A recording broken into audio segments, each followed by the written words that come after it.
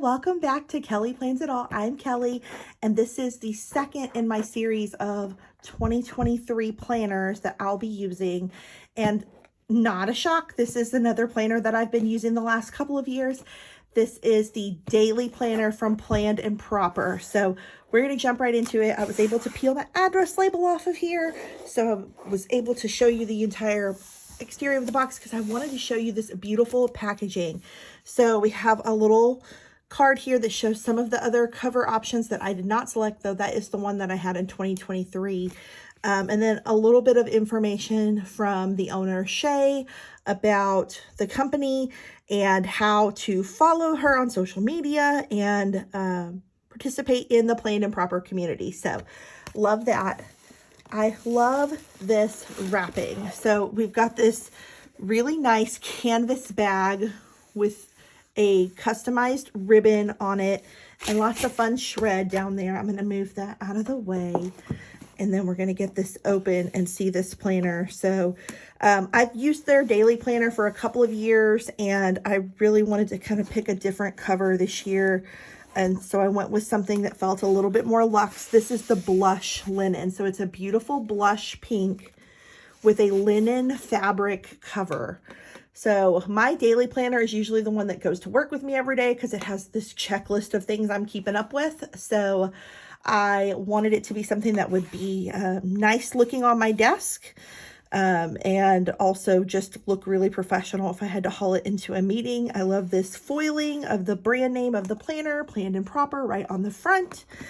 And then we're just going to jump right into it. So she always customizes with your name right out front, which is beautiful. You know, I always have, in the past for planners that didn't include this, wrote it in myself, but we're all really critical about our own handwriting and don't feel good about it, no matter how great it is. So I love that that is there. There's a little bit of kind of similar to what's on this card, why she designed the planner, how she uses it and hopes she'll use it. There are 2023 holidays there for you, and then a 2023 calendar. I love these pages to plan big projects because sometimes when I'm not thinking about it, I'll overload myself in certain parts of the year. And so this kind of helps me space those things out. I'm like, oh yeah, I think I'll do a bunch of cleaning, like spring cleaning in this month that I'm not home because that's the way things are planned sometimes. So I love that these let you kind of plan out throughout the year, big plans, big projects. And then there are a couple of sheets for vacation planning. Again, this is definitely something that I like to use to kind of get just a generic plan down on paper, so you can start like your research. You can kind of just have a little starting place.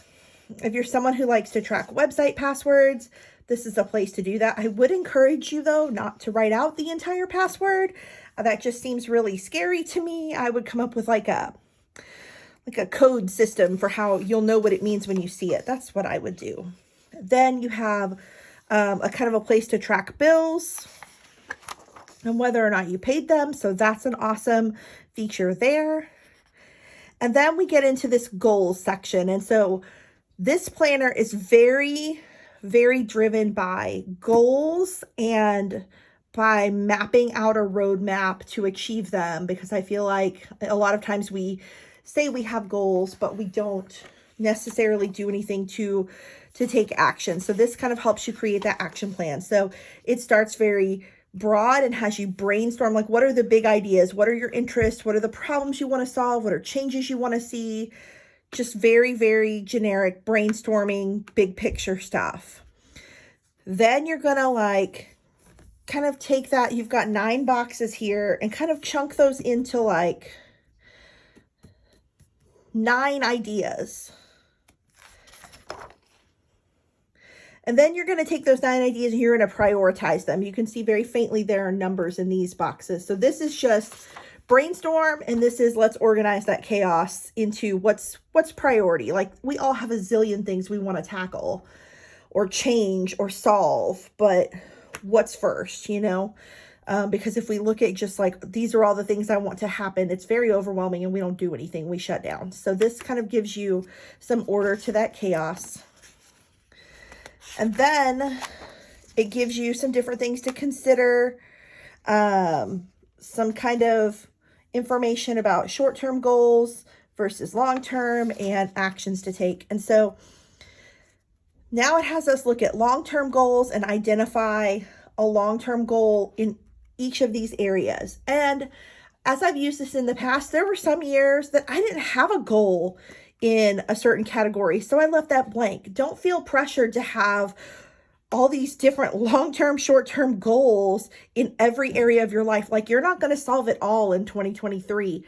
Go back to your priority list back here and figure out, like, what are the ones you are going to tackle this year. And so this helps you break down, like, what is the long-term goal? What are the shorter term goals within that are going to help you meet that long-term goal? And then, like, developing the actions and the timelines for those.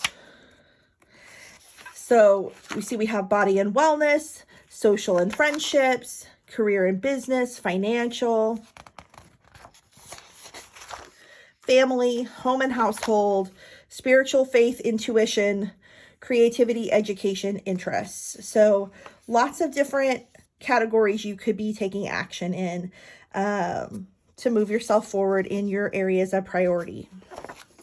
And then a little inspiration page, a place for you to put your favorite quotes that either pertain to your specific goals or to goals in general that can be beneficial to you. So that is the extras. Let's get into the meat of the planner and what is so important. So this paper is bright white. You've got dark black text. There's some accents, like that's red. It is mostly black text. I think these actually might be navy, these little diamonds. Every month begins. Super smooth white paper. I think it is 32-pound paper with just a January notes and to-dos. There's faint check boxes if you want to make a to-do list. If you just want to scribble notes, that's available too. Then we have the monthly spread, pretty typical calendar, sidebar, month before, month coming. Then an additional notes page here for you. And then we have this, like I said, this is the daily. It does also come in a horizontal weekly or a vertical weekly, but I choose this as my daily planner. So you have a schedule section. It runs 6 a.m. to 9 p.m. I know some of us have days that start before then or even after then. That never really bothers me. I usually just draw an arrow or go to the latest time, like if I'm doing something really late, and I'll just write the time down here. It's more of a reminder for me that something's happening than like it has to be at a particular time. There's this big checklist for to-dos, which I love. I love having, because my daily planner is like down and dirty. I don't use a ton of stickers, maybe just on the weekends. It's really just a place for me to like check it off and get it done kind of place. There's a place to track your goal progress, for gratitude. I don't really use this for that. I use it for, I keep track of our spending, like our debit card spending, and then I transfer it to an app in my phone, either during the day or at the end of the day, to make sure everything's clearing the bank and that kind of thing. So this is just where I write spending stuff. I usually write like breakfast, lunch, dinner here under this wellness and meal plan, just to kind of remember like what I'm making for dinner that day, that kind of thing. There's water glasses if you want to track your water intake. And then there's the whole month at a glance down here in case, so you don't have to flip back to remember like, oh, is Saturday the 7th or the 8th? You can look at it right there, which I love. And so that is the weekdays, are all a full page for each day. Then on weekends, you get Saturday top, Sunday bottom, and it's similar to the full day page. It's just shortened. So you've got an 8 to 6 schedule, a shorter to-do list, and then gratitude and your water glasses. So it doesn't have the goals and it doesn't have the wellness and meal plan. That doesn't bother me because I'm not really using it like super. I mean, we usually eat out on the weekend a lot. The gratitude I cover up and we use that for spending. So it's flexible. You can use it however you want, whatever you want out of a daily planner. It has a lot here already built into it for you, but if you're not someone who tracks some of these things, you can either leave it blank or use this section for something else. Just make it what you want to. Like, it doesn't matter. I don't know. I guess I just don't get hung up on that. I know some people do. And that's it. Like, it fills the rest of the month that way. You go into the next month and it starts very much the same. Let me flip. This is a chunky planner since it's daily. There's lots of pages. And then when you get to the back, you've got an additional notes page finishing out the year. And then there's a little half fold folder if you are working with stickers. There's some little slots in here if you wanted to stick a business card in there to keep a hold of. So there's just some little flappies. My nails aren't letting me pick them up. To stick stuff in there, receipts, whatever you're working with. So that is it. That is the Planned and Proper planner. Now, I do have a code to share with you for this one for $10 off. So if you'll go down into the description of the video, that link and that code information will be there. So you can go get your Planned and Proper planner like this in a daily format or weekly vertical, weekly horizontal for $10 off. And I hope you love it as much as I do. Thank you so much for watching. Bye.